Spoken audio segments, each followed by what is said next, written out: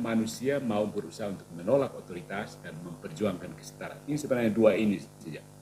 Dari dua ini yang menandai zaman Renaissance itu, zaman pemikiran Renaissance itu, dua poin ini, menolak otoritas dan memperjuangkan kesetaraan, terjadi 3 revolusi besar yang hasilnya hanya pertumpahan darah.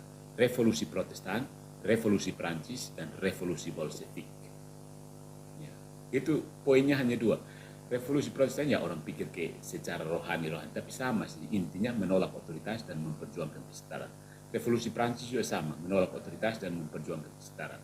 Revolusi Bolshevik juga sama, menolak otoritas dan memperjuangkan kesetaraan. Hasilnya apa? Pertumpahan darah, tidak ada hasil. Jadi Protestan itu menyerang gereja Katolik, membongkar segalanya, lalu bingung sendiri. Karena tidak bisa bangun kembali.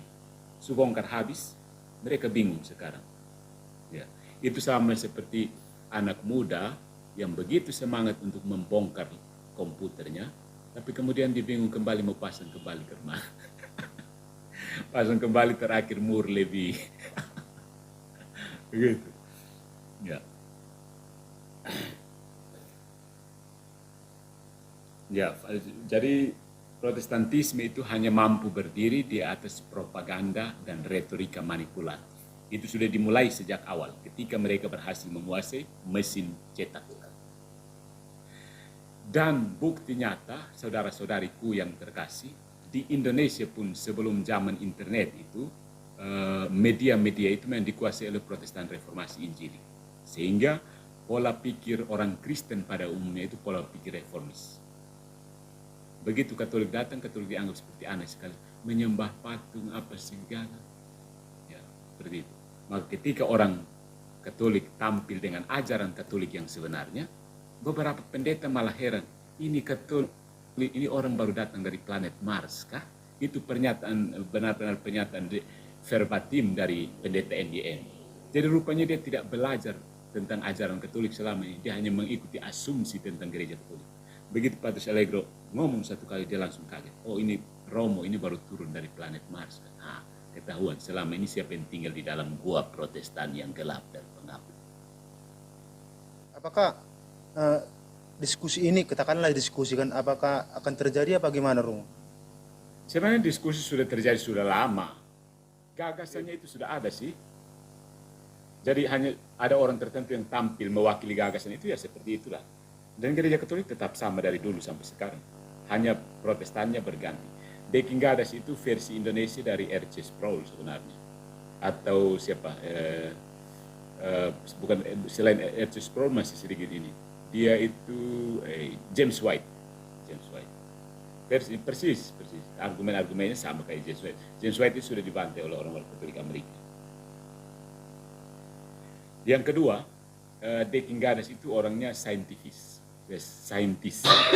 Jadi dia sebenarnya jatuh ke dalam saintisme ya, dan itu juga salah banyak hal.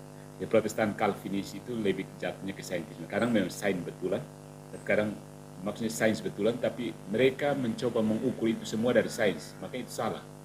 Jadi gereja Katolik itu sebenarnya menjaga keseimbangan antara saintisme dan emosionalisme. Nah, Protestan itu jatuh ke dalam dua ekstrem ini. Orang-orang seperti Deki itu larinya ke intelektualisme, lalu orang-orang seperti pendeta GPDI atau pendeta Pentakosta itu jatuhnya ke emosionalisme. Gereja Katolik mempertahankan keseimbangan itu. Ajarannya, meskipun orang-orangnya bisa praktik jatuh ke intelektualisme, jatuh ke emosionalisme, tapi ajarannya tetap mempertahankan keseimbangan. Begitu. Apakah De Quingadas itu tantangan untuk gereja? Tidak sih. Tantangan gereja justru maksudnya De Quingadas pun tidak terlalu berbahaya. Yang lebih berbahaya itu Rudi Layar teologi. Rudi Layar teologi, coba perhatikan, itu seperti lemah lembut tapi sisipnya racun mematikan. Rudi Layar teologi lebih berbahaya daripada De Quingadas. Konsep-konsep, gagasan-gagasan dari Rudi Layar teologi itu jauh lebih mematikan daripada konsep-konsep dari De Quingadas. Karena Deki itu ya dia percaya semua ajaran Katolik, dia hanya keras kepala, sombong dan keras kepala, ciri khas heretik. Jadi dia sebenarnya orang Katolik keras kepala. Sementara Rudi Layar teologi itu orang pasca Katolik. Maksudnya dia melampaui semua, dia bongkar semua dan dia tidak mau itu.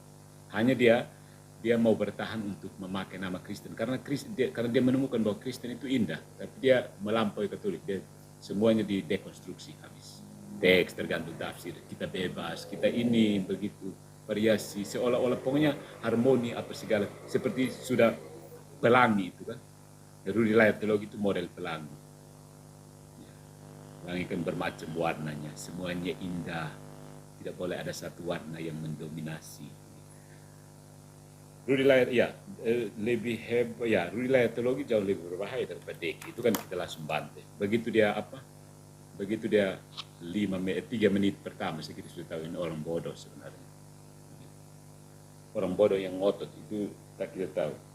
Kalau Rudi orang yang memang sengaja tidak mau tunduk, dan dia merasionalisasikan. Dan orang Katolik yang Rudi Layar Teologi lebih simple, tidak berontak, santai, menarik sekali. Dan itu yang jauh lebih mematikan dari Deki Garis.